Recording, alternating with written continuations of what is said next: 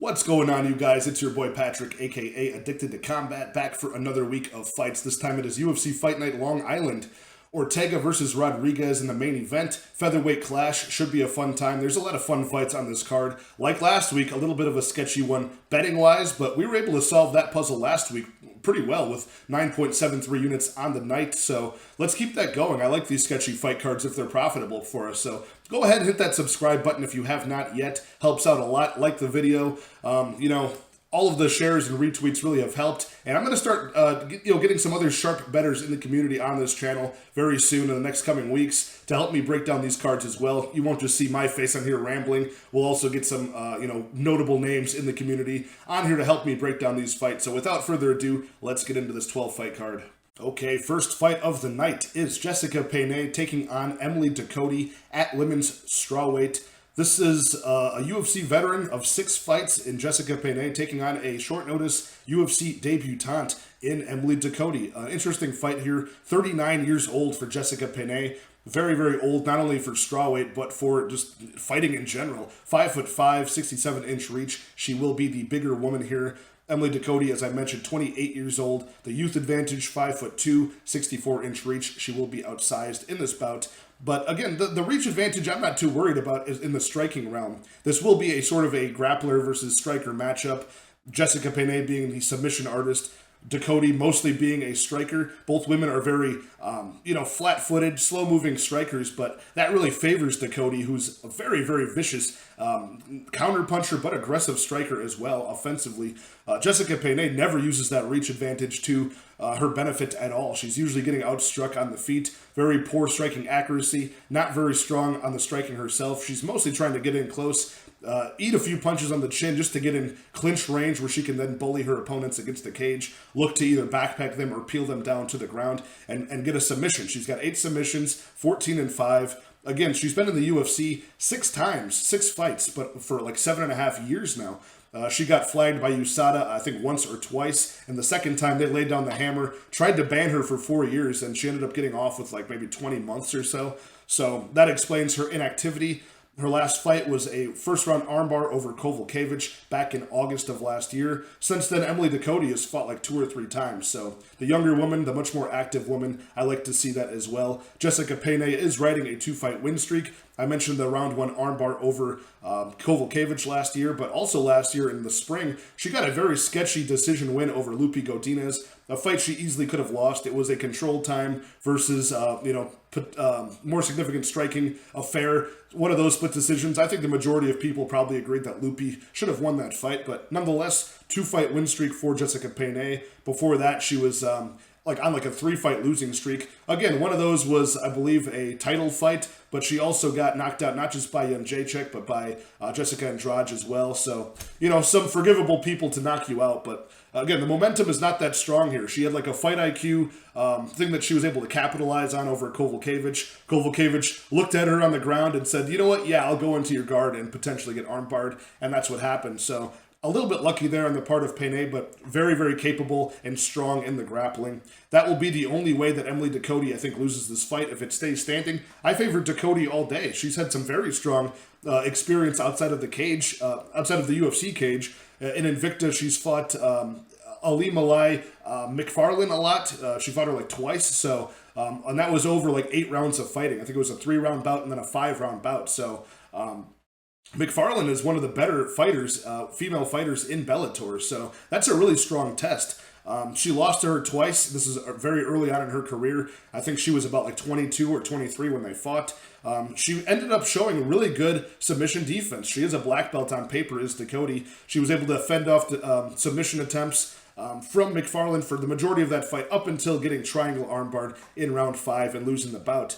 But, other than that, if she can stay, on her feet in this fight, I mean, she's knocking fools out left and right over there in Invicta. Even Daniel Taylor, who is a former UFC fighter that beat Jessica Penne by unanimous decision, Ducote handled her within 1 round. A couple of minutes, she had pretty much knocked her out on the feet with an overhand right, and then switch stance, left high kicked her, to the canvas cold. So she's a very capable striker. How she wins this fight is getting in range, landing her significant strikes, and then getting back out of range. If she stays in range for too long against Penne, she is going to be at risk of getting, clinched up, muscled against the cage by the bigger woman, drugged to the ground, and potentially submitted here. So obviously just the nature of the beast, it being women's strawweight, I'll probably lean on Ducote to win by decision. I am picking her to win this fight, but this finishing inside the distance is kind of pretty live here, right? I mean, you can see Ducote knocking out Penne on the feet or just getting some sort of TKO strike stoppage, or you could see her making a mistake that Jessica Penne, the veteran, is able to capitalize on, get her on the ground, get the arm bar type of situation here,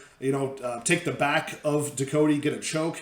I could see this finishing on either women's side inside the distance, but just picking Ducote here. I'll pick her straight up to win. The money line is good enough. A very sketchy fight, though. I mean, I'm not usually one to bet on a UFC newcomer, but again, she has the experience outside of the UFC. She is proven outside of the UFC, unlike a lot of people making their debut these days. Penne, I think she's just too old. I think she's too slow on the feet, too hittable, so I cannot pick her to win this fight. But again, if this gets greasy and she gets a lot of control time over the smaller woman, this could be a very close decision. So buyer be warned on this fight, I'd say, if you're betting Ducote. I'm not incredibly confident out of all the fights in this card, but I do think that she's got the skills and the youth to win this fight. Give me Ducote by decision. Up next at middleweight is Dwight Grant taking on Dustin Stoltzfus. So yes, this is Dwight Grant moving up from 170 to 185 after suffering 2 losses in a row. A split decision to Francisco Trinaldo, and then followed it up this year with a loss in round 1 by knockout to Sergey Kondusko, a fight he was actually getting the better of in round 1, and then ended up slipping through his fingers as he got knocked out in a standing TKO in round 2. So Dwight Grant, 37 years old, 6'1", 76-inch reach, moving up to middleweight against Dustin Stoltzfus, a younger guy at 30 years old, but actually smaller than Dwight Grant by a tiny bit. 6 foot tall, 75-inch reach. So just an inch lacking in height and reach for Stoltzfus. On the money line, let's just take a look at that right off the bat. Dwight Grant is a minus 165 favorite here at the new weight class against plus 140 underdog Dustin Stoltzfus. So part of this is because Dustin Stoltzfus is 0-3 in the UFC so far. He did have 2 years ago a Dana White Contender Series round 1 victory where he took down his opponent and the guy basically dislocated his elbow trying to stop the takedown. So it was kind of a weird, fluky round 1 doctor stoppage TKO type of slam. And since then, things have not gone too well for Dustin Stoltzfus. He's 13-4. Again, 3 of those losses in his very last fights in the UFC here. So not a high-volume striker for either guy. But Dwight Grant definitely has the power advantage here. He's going to be the better striker. Dustin Stoltzfus looks very, very hittable on the feet. He does get outlanded slightly by his opponents on average, landing about 2.87 significant strikes per minute. His opponents do over 3 significant strikes on him per minute. So some of this is due to the type of opponent he's been faced with. So far, he's been facing a lot of grapplers that are just way better at it than him, control him a lot more. Guys like Kyle Daukaus, he lost a decision to, and then he got tapped out by both Rodolfo Vieira and Gerald Meerschaert, 2 guys that are very, very talented on the ground. Actually, all 3 guys are. So he gets controlled a lot so far, Stoltzfus. This will be a time where Dwight Grant is not going to challenge those same positions with him, right? Dwight Grant will be content to stay at striking range. But again, I've seen all 3 of those grapplers I just mentioned that fought Stoltzfus. They're not even very striking heavy style fighters, and they're able to get kind of really strong strikes off that go right through the guard of Stoltzfus. He gets out countered even against these grapplers. So some of that might be hesitancy that they're going to take him down, but Dustin Stoltzfus is not really uncomfortable on the ground. He's got very good skills on the ground, and we just haven't been able to see it against these talented grapplers and submission artists that I named. So again, like the Kyle Daukaus fight, he took him down twice. Vieira took him down 3 times, subbed him. The Gerald Meerschaert fight was a little bit more back and forth for Stoltzfus. Together, they combined for 11 minutes of the 14-minute fight was in control time positions. Eventually, he got reversed by Gerald, and his back was taken. He got choked out. But again, I give a huge advantage in the striking for Dwight Grant, and that's where I see this fight taking place. Offensively, Dustin Stoltzfus is not a very good takedown, winner here. He's usually, pretty low percentage on his takedowns, and Dwight Grant has like a 70% takedown defense, so he's been pretty good over his UFC career so far at avoiding the takedown. He hasn't really faced many talented submission fighters himself, I would say, for Dwight Grant. Francisco Trinaldo not really going for those that much at the later stages of his career. Stefan Sekulic, a guy who's got a lot of submissions, but just not very good. So Dwight Grant has kind of had it easy as far as, submission offense threat goes. But again, if this stays on the feet, which I think it will, I think Dwight Grant knocks him out early. But a very sketchy fight. If this goes to the decision, I think it's anybody's game. Dwight Grant has had 4 decisions in his UFC career. All 4 of them have been split decisions, right? So he's won 2 of them, lost 2 of them. But either way, somebody's calling this guy as the loser of all of those fights. So very sketchy guy to bet on in Dwight Grant. I might bet, if you were going to bet Dwight Grant here, I'd probably bet him to win by knockout, and you would say, look, Dustin Stoltzfus never been knocked out before, but as I mentioned, so far in the UFC, he's not facing guys that are looking to knock him out. They're looking to take him down, grind him, and tap him out, which is what happens. So just as easily you could say, well, Stoltzfus might have the grappling and submission advantage here. Dwight Grant never been submitted, but as I mentioned, I don't think he's been facing the highest level of submission threats either. So both guys might potentially see something they haven't seen here before. I think the power of Dwight Grant is something that's going to be new for Dustin Stoltzfus, and I think Dwight Grant gets him out of there inside the distance earlier rather than later. Again, if this goes to decision, this is very sketchy. So I'm not interested in betting this fight. I'm not too confident in the Dwight Grant. I'm not too confident in him to win by decision, of course. But again, he's so low volume that winning by knockout might not arrive either. So give me reluctantly Dwight Grant to win this fight, but at minus 165 on the money line, not a bet I would like to make. Okay, a fun fight up next at light heavyweight. 205-pound bout between Dustin Jacoby and Dawoon Jung. Dustin Jacoby, usually the bigger man with his measurables here. He's 34 years old, 6'4", 78-inch reach, but his measurables will be matched against that of the younger guy by 6 years. Dawoon Jung is 28, 6'4", 78.5-inch reach. I think the bigger, more physically imposing guy is Dawoon Jung here as well. A guy who's fought at heavyweight before. Dustin Jacoby, a former middleweight in his past as well. Dustin Jacoby's fought in the UFC before, like 10 years ago, not very successful. Left the organization to do other things, including a kickboxing career. He comes back in 2020 for his second stint in the UFC, where he is now undefeated, 5-0-1 draw against Ian Kuntalaba. Overall, he's 17-5 in his career, 6-2 in decisions overall, and 10 knockouts. So pretty good resume. Almost matched again by Dawoon Jung, who's 15-2 in his career. Also undefeated in the UFC to this point. He is 4-0-1 draw against Sam Alvey. 2 stoppage victories over Slow Mike Rodriguez, and most recently Kennedy Nzechukwu by that strange powerful series of elbows and punches that went right through the guard of Nzechukwu and finished him on the ground. So Dustin Jacoby, couple stoppages as well. One over Justin Ledette, who everybody finishes, but then also one against Aaron Stewart early in their fight. So Dustin Jacoby, a very long striker. I think he will have not only the experience advantage, of course, but he will have, just like the clean, traditional kickboxing advantage here. He's very good out of both stances. Nice, clean 1-2s. He does use a nice left hook when he circles out of striking range. I do like that as well. I got a couple gripes about Dustin Jacoby, though. He does slow down in fights. Cardio not always the best, especially if he's not able to just stay at kickboxing range and box his opponent at range all 3 rounds. He can slow down in fights if he's forced to grapple. We saw that against Ian Kuntalaba. We saw that also recently against Michel Oleksiejczuk as well. He's also very hittable sometimes. When he gets tired outside of that first round, round 2 and 3, his defense tends to lack a bit for Jacoby. It ends up, guys can strike him at range, like a gassed Ian Kuntalaba can touch him on the chin.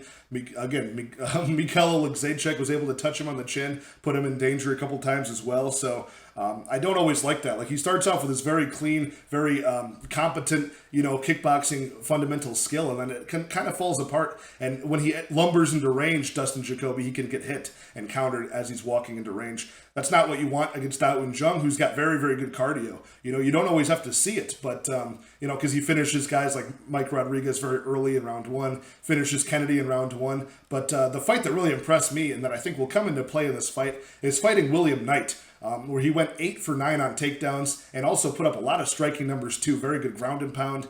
Almost finished the fight by flattening out William Knight a few times in that fight.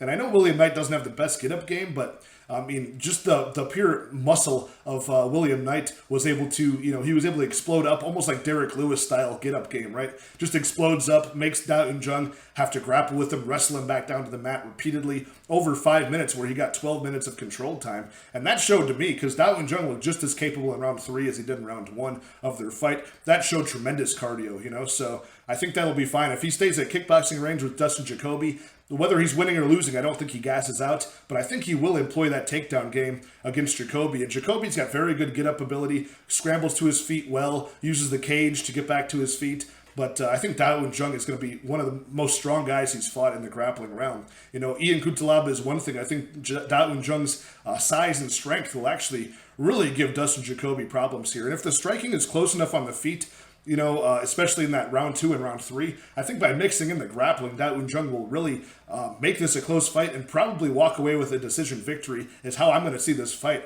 And surprisingly enough, I mean, minus 145 for Dustin Jacoby, plus 120 underdog for Da Jung. I would personally line this fight reverse. I would give the favorite price tag to Da Jung. So when I see that, I have to jump on Da Jung as an underdog here. Like I said, I think that neither guy will finish the other in this bout. I think Dustin Jacoby is a good enough veteran to, stay out of harm's way on the ground. But I also think that Dustin Jacoby, again, if he's having a very good fight for himself, he'll get respect with leg kicks and, clean strikes early on in round 1, and then just maintain peppering strikes through rounds 2 and 3 as well. I don't think he gets the knockout here against Da Jung. So I think this fight does go to decision. I think the overs are in play here. But overall, I'm going to take Da Jung as an underdog to get this a decision victory.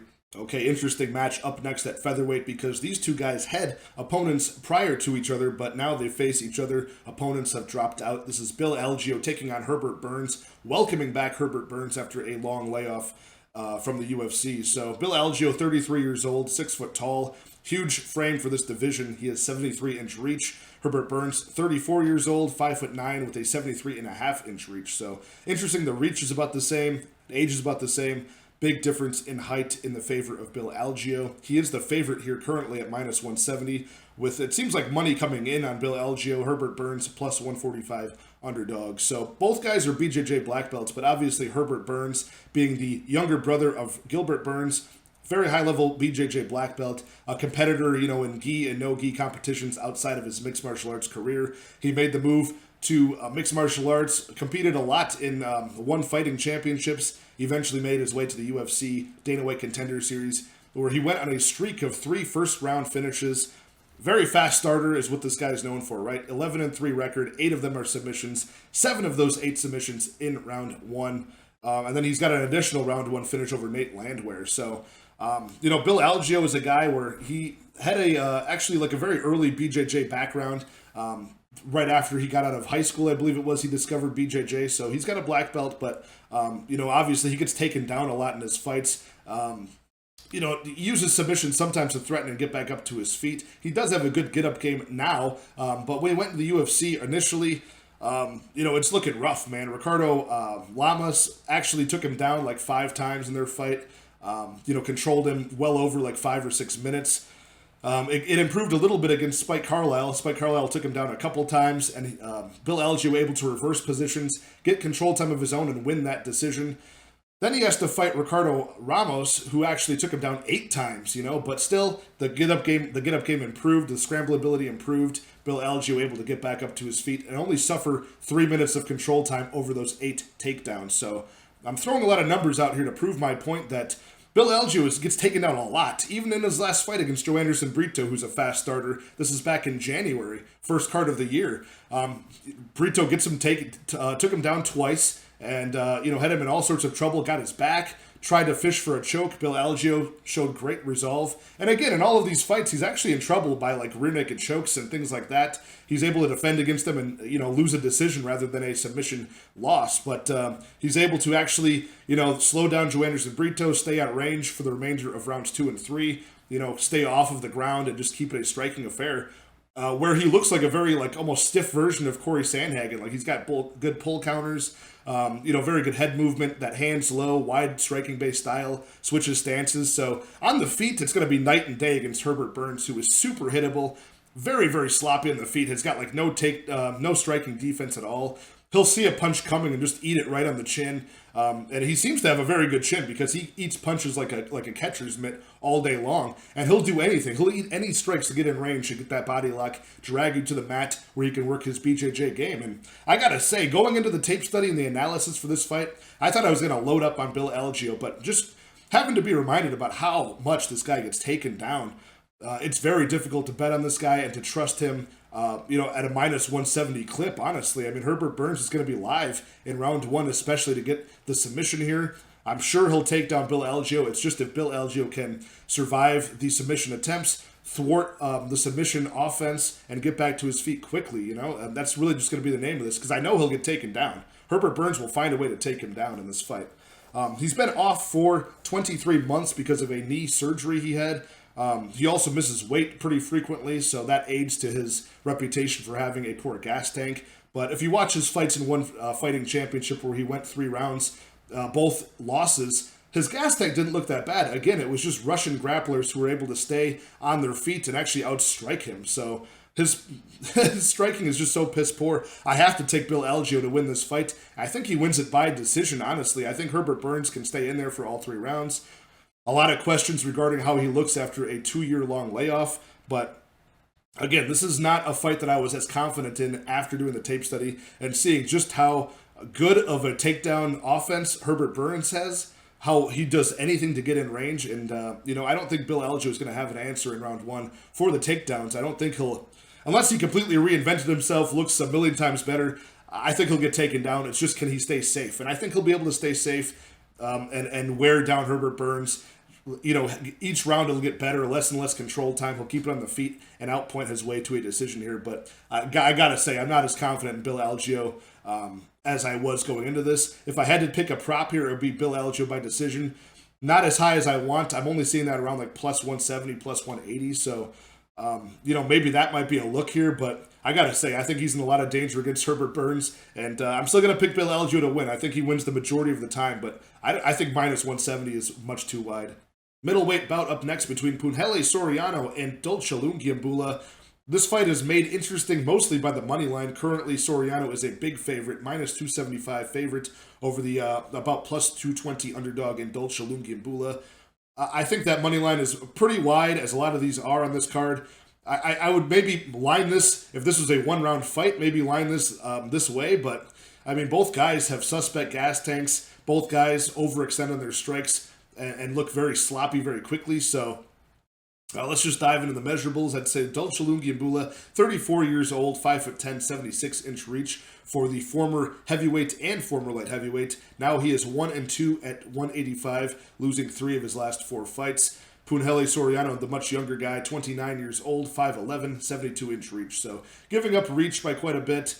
Not that that will be very much of an issue. Dolce does not really maintain distance well with the strikes. Punahele will be the taller, more slender guy, 5'11", less muscular than the huge, hulking Lungiambula. And, 29 years old, still improving, pretty inexperienced when he came into the professional mixed martial arts scene, especially in the UFC. Kind of learning on the job is Soriano, who's got a collegiate wrestling background. That's probably also why he's a big favorite here. I mean, you've got the wrestling, defensively and offensively, going to Soriano. The striking by a small margin, I'd say, goes to Soriano, who did look a little bit improved against Brandon Allen in round 1. A little bit more measured with the striking. Again, both guys are really strong starters. Punahele Soriano, 8-2 record professionally, 5 knockouts, 2 submissions. All of those finishes coming in round 1. Dolce Lungiambula at least has a 5-1 decision record overall, 1-1 decision record in the UFC. Only knocked out so far by Magomed Ankalaev and subbed most recently by Cody Brundage after he almost got Cody Brundage out of there. So again, Cody Brundage able to bail himself out of harm's way with a little bit of wrestling and then jumping guillotine and ending the fight in round 1. So yeah, I mean, like I said, Soriano loads up on his strikes, very, very heavy, ends up overextending on a lot of his combinations, especially that final strike of his combinations. He usually gets out of position and can be countered, which scares me against Lungiambula in round 1 especially. But Lungiambula loads up on his strikes probably even worse. He makes them even more telegraphed. He loads up so strong. I mean, if those strikes connect, it's danger for whoever is on the receiving end of them. But most of the time, his opponents see his strikes coming a mile away, and they've already changed levels and gotten the takedown. So neither of these two guys have amazing cardio, I would say, because they load up so heavy on each and every strike and usually missing wildly. So this might actually be a little bit comical if they stand and bang in round one. Usually Soriano is the more, out of the two of these guys, he is the more like, eager to engage, eager to walk into the pocket in exchange. He is a southpaw striker, Soriano, and he loves to jab into range, sometimes, the right jab to the body, and then he carries his feet with him and travels a huge distance with that swinging left, either overhand right or right straight. You can ask Dusko Todorovic how that one tastes. He ate it like 4 times in that fight. So, again, the line is way too wide for me. I think Soriano is improving enough. I mean, even though his better wins are a couple fights behind him here, he has fought, really tough guys. Brandon Allen, pretty good guy that, is able to work for 3 rounds, show decent cardio. Maximov was so offensively strong with the grappling, able to control him with like 11 takedowns. So, 2 tough matches with skill sets I don't see Lungiambula possessing. So I'll take Soriano to win this fight pretty confidently. Not laying minus 275 on him, because if this fight gets out of round 1 and both guys are gassed, this becomes any man's fight very quickly. So, again, proceed with caution, but I think this is a good bounce-back spot for Soriano. I'll take him to win this fight. Let's just call it by decision. I don't have a clear read on the overs and unders for this fight. Okay, a very close fight up next at bantamweight between Jack Shore and Ricky Simone. 2 guys that match up very well because they have very similar attributes, very similar game plans here, as far as, being very good on the ground offensively and defensively, very crisp, clean striking as well.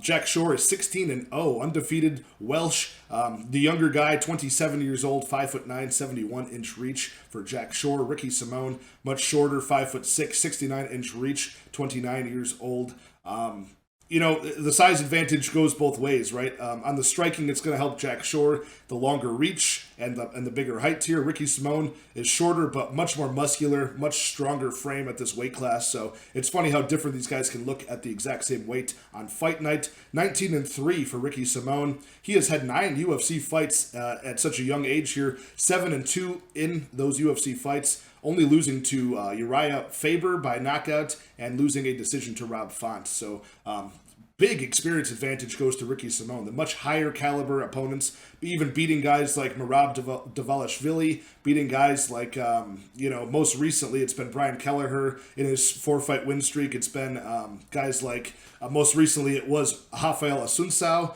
who was, a pretty gritty test. I was glad to see that Ricky Simone, being the powerful wrestler that he is, really wet blanket of a wrestler. He does have hands. He can knock out even a chinny Rafael Assunção, who's pretty battle worn at this point, but still able to prove it and knock the guy out in round 2. So as I was mentioning, there's a lot of similarities. Both of ththese guys, BJJ black belts, both of them with a heavy takedown submission-oriented game.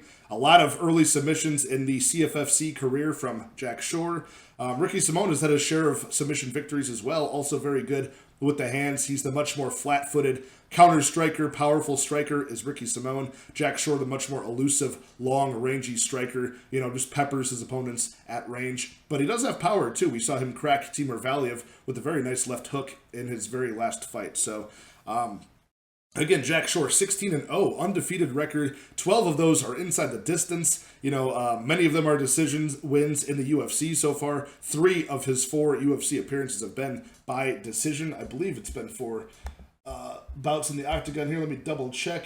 No, I'm sorry, he has had 5. So he had 2 rear naked chokes to open up his tenure in the UFC. Now he's riding a 3 decision streak. So I see a lot of improvements and a lot of things I like from Jack Shore. Not only does he have great takedown defense, but if you give him an inch on the mat when you're on top control, he'll find a way to scramble his way back up to the feet, either wall walking on the cage or just some sort of reversal. He can, of course, with that BJJ background, he can threaten submissions to get back up as well. It's just something that Ricky Simone is going to have the better of on the metrics. You see him control his opponents much better, and he's controlled less of the time by a long margin over a bigger sample size of fighters. But that comes with the trade-off of he doesn't usually posture up as often as he should, getting grounded pound strikes. So you'll often see him getting outstruck on the numbers by total strikes attempted, total strikes landed, significant strikes, but he's going to have so much control time that, he's able to win those rounds much of the time. I think Jack Shore is a dangerous guy to play that game against, though, because, Ricky Simone's going to be forced to go chest to chest and hold him down. Like I said, you give Jack Shore any sort of slack in the grappling, he gets back up to his feet or can reverse position. So that'll be tough against Ricky Simone. But again, if it takes Ricky Simone some time to get this fight to the mat, Jack Shore will already have spent that time on the feet in the start of the round, getting the striking numbers on the board. I think he will get the better of the striking exchanges, based on his long reach, based on the nice jab, and just the elusive striking style. He moves his feet very well. He can use that lateral movement to get in and out of range against the much shorter guy in Ricky Simone. So I got to say that I think we're going to see a mix of striking and grappling in this matchup.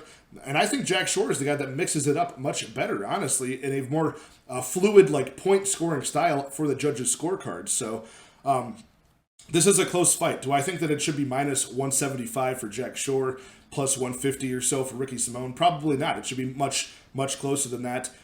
Jack Shore, of course, has the undefeated momentum and the measurables here, but Ricky Simone with a huge amount of experience that is just very invaluable here. So it's a close fight. It should be lined a lot closer. That would, betting wise, that would probably lead you to Ricky Simone.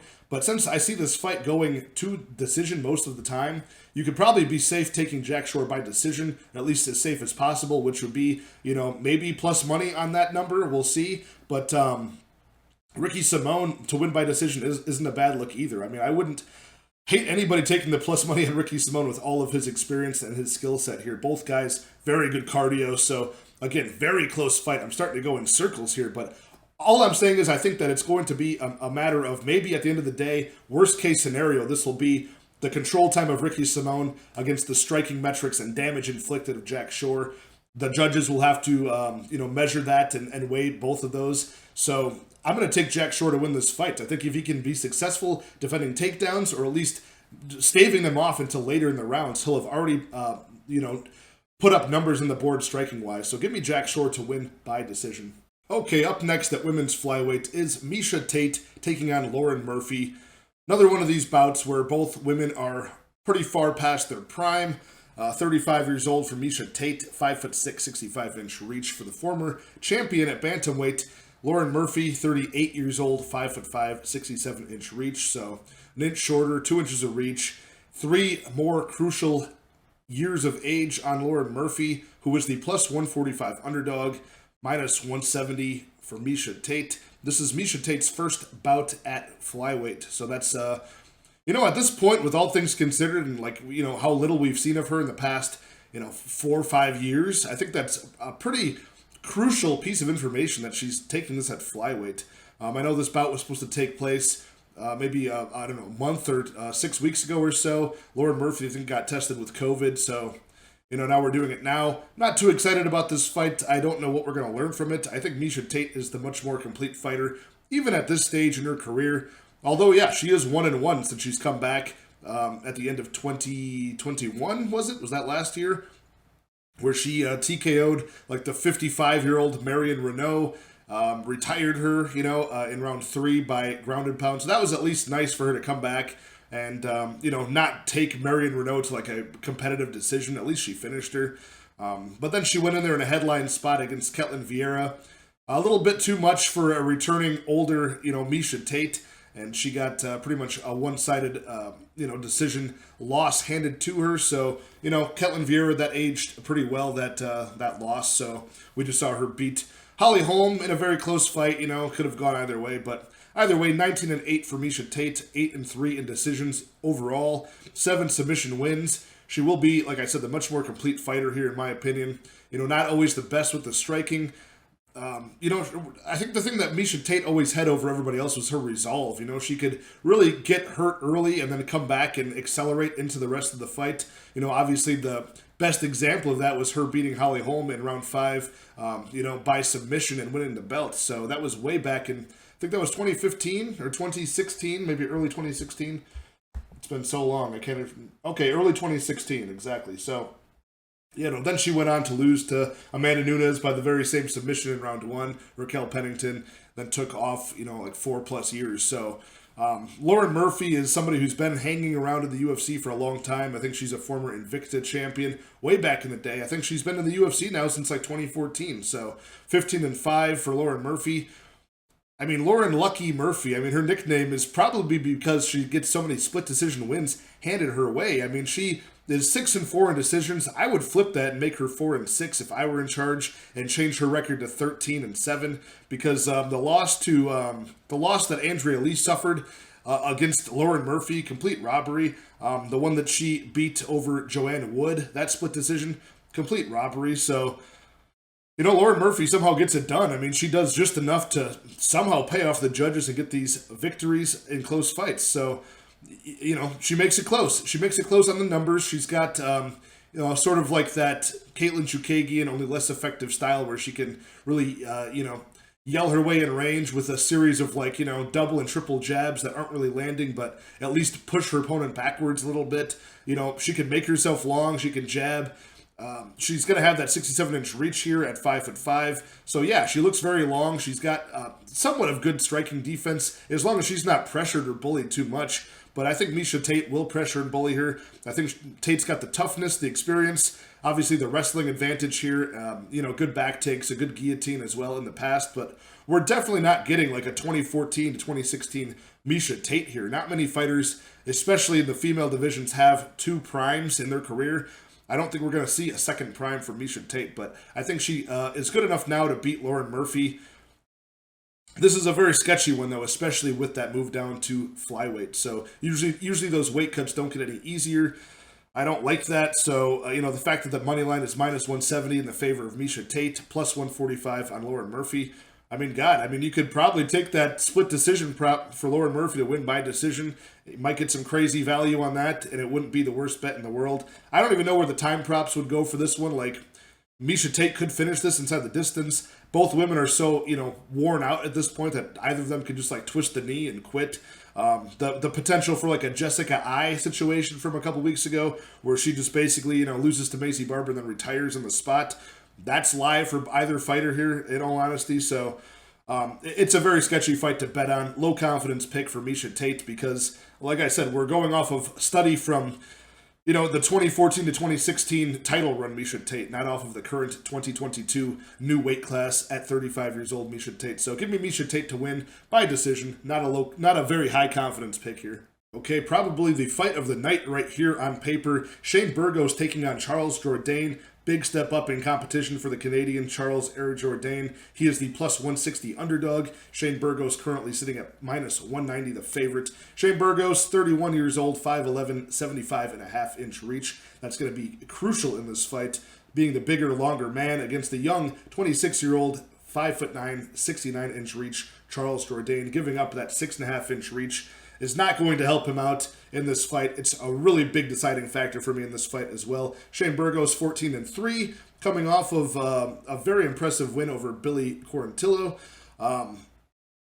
You know, the only three losses that Shane Burgos has suffered are from Edson Barbosa and Calvin Kattar, who are his only two knockout losses, and also a decision loss to Josh Emmett. So three guys there at the top of the heap in, you know, featherweight, and in the case of Barbosa, you know, lightweight as well. So, you know, 10 of the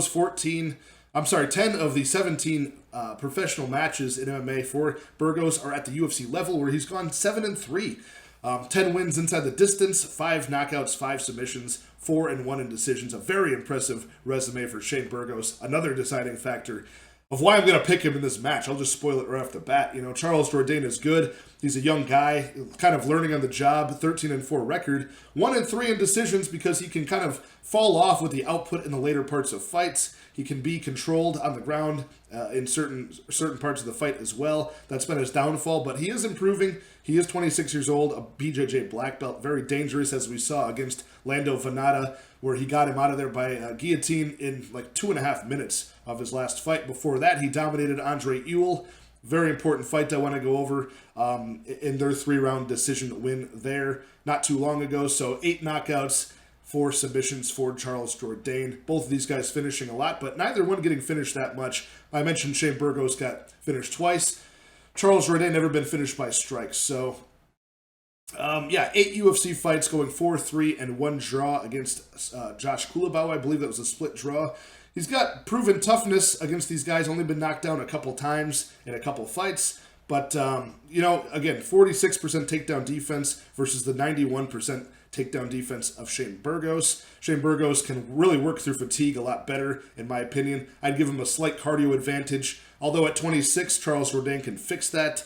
But yeah, just a better competition winning and losing to for Shane Burgos, the tighter boxing in range, and now with that big 6.5-inch reach advantage, I think he'll have the better boxing at range as well. Just keeping the explosive movements from Jourdain at bay. I think he can outstrike him on the numbers all day long. 7.95 significant strikes landed per minute for Shane Burgos, and he's still outlanding his opponents and not getting hit that much in return. So, again, I pointed out the poorer takedown defense for Charles Jourdain. That should not be an issue here because Burgos has not actually landed a takedown in like 5 or 6 years. So don't see it happening here. And unless he is getting the worst end of a dangerous striking sequence and in trouble on the feet, I don't see Shane Burgos shooting for any takedowns here. I'd be very surprised. But I think Shane Burgos can win this fight at striking range all 3 rounds of this fight. Probably accelerate as Charles Jourdain tires out. He's very good at baiting guys in with his feints and his head movement. Very good defensively. He can move around and be elusive, but he can also plant his feet, Shane Burgos, and exchange in the pocket. If Jourdain wants to explode in range, I think Burgos will be more than happy with trading with him at boxing range, as we saw in his last fight against Billy Quarantillo. So, just proven toughness, a proven strength of schedule. I don't want to bet the overs in this fight, although I do think it goes that way, just from my gut feeling and just how tough these guys are. But I think the bookmakers have made that slight, minus money. So I'd rather have plus money if I have to sweat through these two guys swinging at striking range for 15 minutes. But I do think it goes over. I do think Burgos gets his hand raised by decision or a late stoppage. So give me Shane Burgos here. Up next at flyweight is a bout between the returning Mudaerji. Finally, after a 1.5-year layoff, we see Mudaerji come back to face Matt Danger Schnell. Both guys have had a slew of opponents recently that have not panned out. Mudaerji actually had like some knee injury that forced him out. The last time we saw him was on the Magny Chiesa card, I want to say, back in early 2021. He was supposed to fight, I think, Tim Elliott at a certain point, too. That fell through. Then Manel Cape recently fell through because of USADA flag for Manel Cape. Matt Schnell was supposed to fight a million times against Alex Perez. Never came through. He finally fought Brandon Royval and lost in round 1 by guillotine after dropping Brandon Royval. So he got that at least, but he has currently a 2-fight losing streak now, losing to Royval and losing to Rogerio Bontorin right before that. So, Mudaerji, there's a lot to learn about this guy. He is 16-4. This Tibet or Chinese prospect coming off the regional scene over there before the UFC. He, 3-1 in the UFC currently after dropping I think it was debut to Louis Smolka by armbar. This guy has been subbed 4 times in all of his losses. He has 13 knockouts, a lot of them very early, and a lot of them on the, Chinese regional scene against low-level competition. The guy does have good movement, good speed, a nice wide stance. He shows very good capability to get in and out of range. Nice leg kicks, good high kicks, a very nice long southpaw 1-2 as well. And his last fight was against Saruk Adashev a 1.5 years ago, where he outpointed him to a clear-cut decision. I just feel like we still have a lot to learn about this guy. He seemed like he had some good momentum. He had that knockout over Malcolm Gordon in about, 30 seconds or a minute or so. He showed like he got improved takedown defense after the Louis Smolka fight. He ended up, successfully dodging all of the takedowns of Andrei Sukhumtath, winning that fight. Showing improvements at a young age, 26 years old, 5'8", 72-inch reach. Matt Schnell is 32, the much older man, much more worn at flyweight, 5'8", 72.5-inch reach. Matt Schnell fits right into the weakness, supposed weakness of Mudaerji, right? He's got, I think, 8 submission wins, totally submission-based fighter. He just struggles to get it to the ground where he could employ an offensive game. So all of his submissions in the UFC are actually, I think it was a guillotine and 2 triangle submissions. So, it's ones where he doesn't need a takedown to get those submissions off. So as long as we can stay safe with Mudaerji not diving into the guard of Matt Schnell, he should be fine at kickboxing range. Again, I don't know that about Mudaerji. I haven't seen him in some of these bouts where he is faced with that option, like he hurts the guy, knocks down Matt Schnell, and then will he dive into his guard for a grounded pound finish and get caught up by a triangle? I don't know.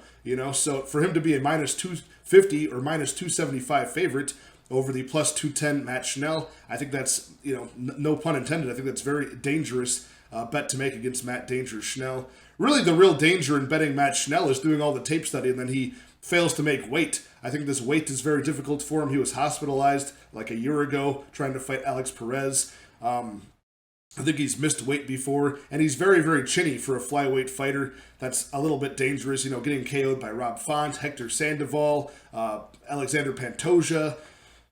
So that's, I think, why the line is the way it is, right? You've got a youth advantage. The size is about the same, but most of the youth advantage, a guy with, 13 knockouts, a lot of them early. Matt Schnell, a guy who's been known to get knocked out in these fights at flyweight. So I think that's what we're seeing reflected in the money line here. I'm just saying I think it's dangerous because you've got Matt Schnell who, got a knockdown in his last fight, actually just showed a lot of enthusiasm marching forward, getting into boxing range.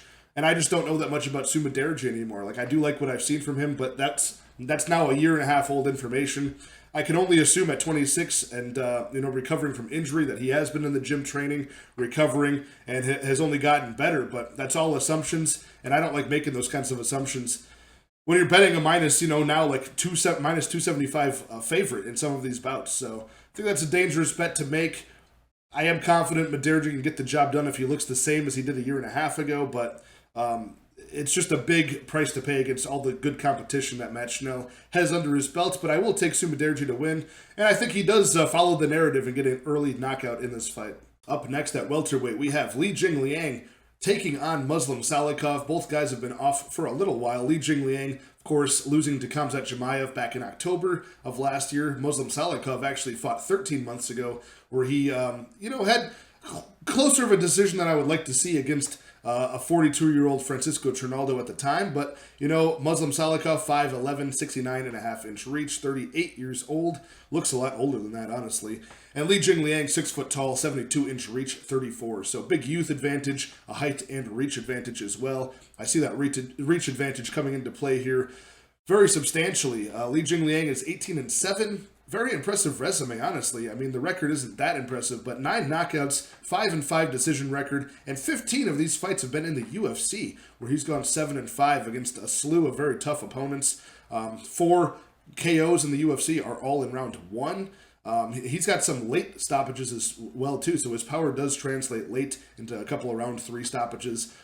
His most notable one, returning Ponzinibbio to the cage, knocking him out in round 1. He's also knocked out, Zaleski dos Santos, who's tough, and even Diego Lima way back in the day. So, coming off that Khamzat Chimaev loss in October, as I mentioned, he's looking to bounce back with a victory here. They're giving him an old man, a guy who I think is going to welcome the striking on the feet for all 15 minutes. I mean, Muslim Salikhov has been known to use the grappling a bit. I know that's been a weakness for Jingliang in some instances, but Muslim Salikhov not really going for that often. I mean, obviously he was able to take down like Laureano Staropoli, who, by the way, everybody who attempted to take him down was successful in doing that. So not too, surprising there. The most I would see is some cage pushing against Jingliang, and I think Jingliang is strong enough to reverse those positions. On a 5-fight win streak is Muslim Salikhov. He's been in the UFC 6 times now since 2017, so really fighting like 1 time a year on average at this point. Neither guy has ever been knocked out. Muslim Salikhov, what can I say? The Russian old man here, Wushu Sanda champion, that hybrid, Chinese kickboxing, kung fu mix. Champion of that, like Olympic athlete way back in the day. So you'll see spinning techniques. He's very accurate and good at fighting at range. I just think he's getting too old. He looked very slow against Francisco Trinaldo last year, 13 months ago. And, the fact that he was able to start strong against Francisco in that fight and then make it rather close in round 2, then have to rally back to secure a victory in round 3. Not a good showing for Muslim Salikhov, in all honesty. I think Jingliang will be the first one to knock him out, and I think he does it early. I like all the combinations from Jingliang. Jingliang very good at countering the kickers. He catches kicks and then uses that orthodox straight right hand on the pipe when he catches it. He's knocked fools out with that before. I like that he fakes with the right uppercut, comes over the top with his signature power left hook, knocks out a lot of fools with that one. Zaleski dos Santos, Diego Lima, I believe. They both fell to that same, feint right uppercut and left hook over the top. Sometimes he goes right hook, left hook in the pocket really viciously and fast. And once he gets you wobbled on the ground, I mean, he smells blood and he just chases very savage ground and pound until the ref pulls him off. So the fact that he's the plus 150 underdog here, being the younger guy with a lot more juice left in his career, I think the faster guy with better hand speed. I'm just really surprised that Muslim Salikhov is this big of a minus 175 favorite. I am forced to take Li Jingliang here. I might even look for that inside the distance prop or maybe a knockout prop as well. Again, I think this is just a buy low spot on Li Jingliang after, Khamzat Chimaev made him look like his infant son, carried him around the octagon, and, finished him embarrassingly in round one. And we haven't seen Muslim Salikhov, so the bookies are seeing embarrassing loss versus, 5-fight win streak. I think that's where this price tag comes from. I'm a bit confused by it, to be honest. I'm going to take Li Jingliang, round one knockout. Okay, the co-main event of the evening, surprisingly, is Michelle Waterson versus Amanda Lemos at women's flyweight. It's an odd fight, I would say. I get the spot here because Amanda Lemos was on an absolute tear in the division. Not really just because of the people that she beat, but how she did it was very impressive. She's got 5 knockdowns at this weight class over 4 opponents, 3 round 1 stoppages. It's kind of unheard of as a female fighter, so they were trying to fast track her up to the top. They gave her Jessica Andrade in a main event fight night spot, and she got arm triangled in round 1. So now they're trying to pick up the pieces of this 35-year-old prospect here and give her somebody 1 year older at 36, a notable name in Michelle Waterson, somebody that doesn't present too much of a threat, especially in a 3-round fight. And I think that's the goal here, is a stepping stone for Lemos to look good once again. Again, the Jessica Andrade loss is forgivable. If there's worse people to lose to in these divisions. Michelle Waterson, the karate hottie, 5'3", 62-inch reach, 36 years old. Amanda Lemos, a little bit bigger, 5'4", 65-inch reach, 1 year younger at 35. 11-2-1 for Lemos. Michelle Waterson been in the UFC forever. She is 18-9. The former Invicta atomweight champion and former strawweight as well. So just stature-wise, she's smaller most of the time. 6-5 in decisions, and boy, are there a lot of sketchy ones in there. Her past 8 fights have all been decision results, so she's losing 3 of her last 4 is Waterson. The last one was the dominant performance by Marina Rodriguez. It was like a 5-0 or 4-1 at best fight that Michelle Waterson lost. Before that, sketchy split decision win over Angela Hill. Before that, another sketchy split decision against Carla Esparza. So she's not really been doing great. I will give her the experience advantage. I'll give her the 5-round cardio advantage. I'm sure that helps out in this 3-round bout. Anyways, but what I don't like about Michelle Waterson is a lot of the times she fights these really powerful strikers. These women like Amanda Lemos, these women like Marina Rodriguez, Joanna Jędrzejczyk. These women are able to, touch her early on the chin, display their power, and then, Michelle Waterson tends to really retreat and get backed up against the cage, cornered against the cage, and really just try to circle around, doing her little side kicks to the leg, to the body, and then eventually her big surprise is a side kick up to the jaw, which women usually see coming. They usually catch it. Knock her to the ground, things like that. So I don't see a new game plan arriving for Michelle Waterson here. She was once very good, a very good submission threat. I don't see that really happening here. Again, all these close split decisions. The undisclosed injuries outside of the cage that have delayed some of the fights for Michelle Waterson. She's been out of the cage for I think 14 months now. I don't like all of that. So I like Amanda Lemos to win. What I don't like is the money line. Once again, she's a minus 350 favorite. Minus 400 on some bookies is Amanda Lemos. Plus 275 or so underdog price for Michelle Waterson. I mean, minus 400, that means that you're confident in paying that price. You would say that these women fight 100 times and Amanda Lemos definitely wins 80 of them. I mean, that's just crazy considering how close and sketchy a lot of these decision wins have been for the women recently. So, I don't know. I can't get there myself. It makes me even hesitant to parlay Amanda Lemos, even though I am very confident in her. Got to see how she rebounds off of her first loss in a while, her second loss overall. But I am going to take Amanda Lemos to win. Don't know if she gets it done inside the distance. I don't know. Michelle Waterson, has she ever been finished by strikes? I'm not even sure if she has been. I think she's only lost by submission. One loss by strikes, and this was way early in her career. This is back in 2009, so never in the octagon has she been finished by strikes. Amanda Lemos definitely could do that at this point, because I think that Amanda Lemos, before she gets her hand raised, I think Michelle Waterson will already be taking off her gloves and putting them in the center of the cage. And I'm going to predict a retirement for Michelle Waterson after she gets beat here. So give me Amanda Lemos to win. I'm confident in her to get her hand raised, but not confident in this giant money line. Okay, we've made it to the main event of the evening. UFC Fight Night, Long Island. Brian Ortega taking on Yair Rodriguez at featherweight. Really fun fight. These are the two guys, aside from the GOATs in Volkanovski and Holloway, that are at the top of the heap at this division.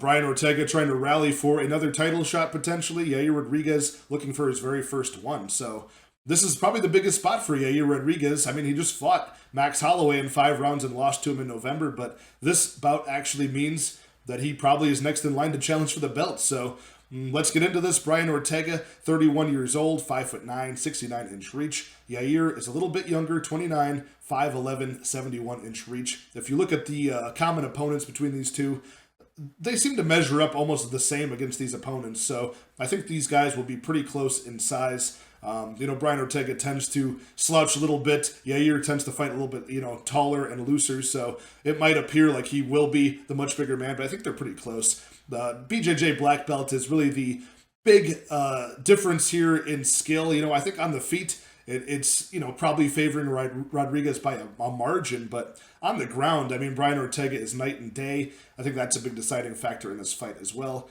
Ortega is 15-2. His only 2 losses in his entire career are to the 2 greatest of all time, as I mentioned, Holloway and Volkanovski most recently.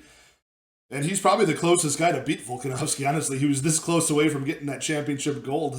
The brain squeezing through the skull of Volkanovski, and he still wouldn't go to sleep or tap. So Brian Ortega has to rally back here and, put on that championship mentality and try to, go for a third shot at the belt here, I guess. I mean, Rodriguez also lost a 5-round fight, closer than most people imagined it would be against Holloway, but a clear decisive win for Holloway. Holloway mixed in takedowns, and I wonder if Brian Ortega will follow suit since Holloway was successful. Ortega would be dumb not to at least mix in some of the groundwork in this fight. I know he's got an abysmal, 30% takedown accuracy. Yair is pretty good defensively, but at some point in this fight, he should be able to get in range and, show some improved takedown accuracy against Yair in this, at least bully him against the cage. And Brian Ortega, what I like about his submission game is he never even needs to get the takedowns. I mean, he was able to jump guillotine on Diego Brandao back in the day, easily transition on the ground to a triangle choke victory. He jumped guillotine on, Cub Swanson, just from a standing position. So I think he could do that if he presses Yair against the cage later in the fight, gets him tired. And I think he could, really make Yair either tap or go to sleep if that gets locked in. So I don't think we're going to see Yair get out of that submission hold the way that Volkanovski did. So if it goes that route, I definitely favor Ortega on the ground. And I like the fact that he doesn't even need the takedown to get it there. So Yair Rodriguez has a lot of really good tools too, flashy striking. The leg kicks will probably be on repeat in this fight to slow down the offense from Ortega. I like the fact that Yair switches stances.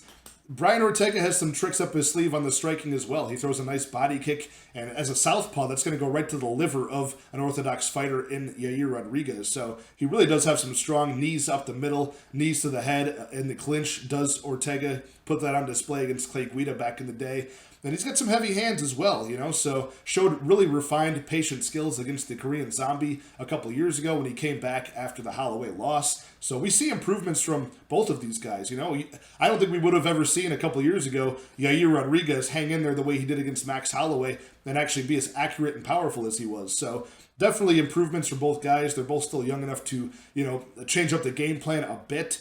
And I'm pretty sure we'll see a well-rounded mix of martial arts here over the course of 25 minutes if it goes that far. So I wouldn't expect this to be solely a kickboxing match on the feet for 25 minutes, the way I'm seeing a lot of people break down this fight. So I'm going to favor Brian Ortega to win. I think he's got a much better strength of schedule. Not only the tougher competition over his career so far, but he's been finishing all of those guys up until, the champions that I named. Yair Rodriguez really had, what did he have in his past few bouts, right? He had a doctor stoppage loss from swelling against Frankie Edgar, took a long layoff, got in there against,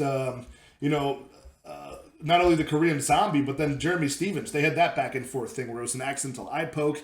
He comes back a while later, has to, get the unanimous decision win over Jeremy Stevens, who actually had control time over Yair. So then he takes another long layoff, 2 years plus, and then goes in there and loses to Max Holloway. So he's looked impressive even in losses, but at the same time, the strength of schedule is lacking. I like all of the experience of Ortega. I like his well-rounded skill set. Minus 165, getting a little bit sketchy, I could see why the money line is the way it is, but this should be lined a lot closer. Again, if it stays at kickboxing range, I would favor Yair Rodriguez.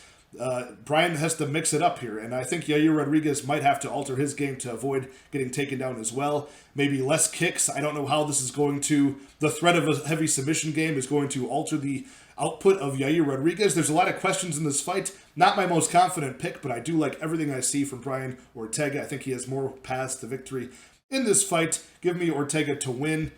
I'm going to say he wins by submission in this bout. Okay, there you have it. All 12 fights broken down for UFC Fight Night Long Island. Ortega versus Rodriguez. It should be a fun one. Like I said last week, we did very well. Over 9.7 units of profit on a sketchy fight card. I plan to do that again. Let's get it going. We can pick out the most confident fighters. Check out my best bets and props coming out in the next day or two. We'll find some good props for us once they drop and try to make some money on this fun fight card in Long Island. So again, hit that subscribe button, hit that like button. Let's keep this channel growing, and I will talk to you guys next time.